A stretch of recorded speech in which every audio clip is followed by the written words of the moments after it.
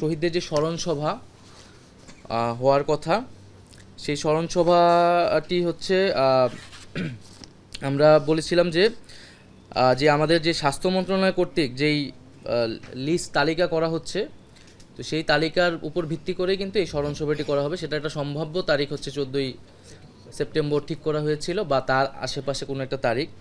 তো ওই তালিকাটা যেহেতু অনগোয়িং, সেই জন্য 14 তারিখেই আমরা 14 তারিখেই স্মরণসভাটি করা হচ্ছে না। মূলত তালিকাটি আরও চূড়ান্ত হলে এই তালিকার উপর ভিত্তি করে আমরা শহীদদের স্মরণসভাটি আয়োজন করব। আর শহীদ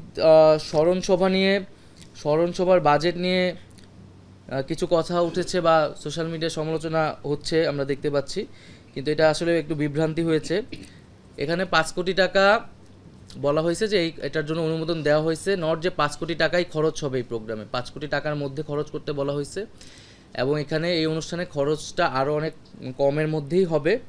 এবং এখানে সিংহভাগ খরচটা মূলত যে 64 জেলা থেকে পরিবারের সদস্যদের নিয়ে আসা ঢাকায়, এবং যারা দূরে তাদেরকে আগের রাতে নিয়ে আসে একটা থাকার ব্যবস্থা, মূলত এই কাজে সিংহভাগ খরচটা কিন্তু এই কাজে যাবে। এখানে কোনো ধরনের সাজসজ্জা বা অতিরিক্ত কোনো খরচের আসলে ব্যবস্থা নেই।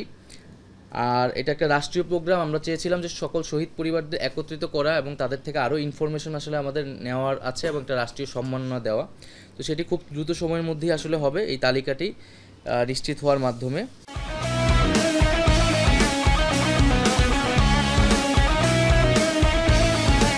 আমরা জুলাই শহীদ স্মৃতি ফাউন্ডেশন, এই ফাউন্ডেশনের 7 সদস্য বিশিষ্ট কার্যনির্বাহী পরিষদ গঠন করা হয়েছে, এবং এটা অফিসিয়ালি রেজিস্ট্রেশন করা হয়েছে।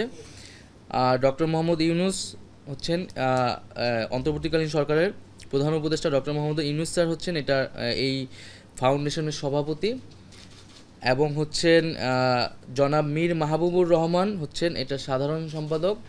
মীর মাহবুবুর রহমান হচ্ছে আমাদের যেই শহীদ মুগ্ধ, তার যমজ ভাই স্নিগ্ধ।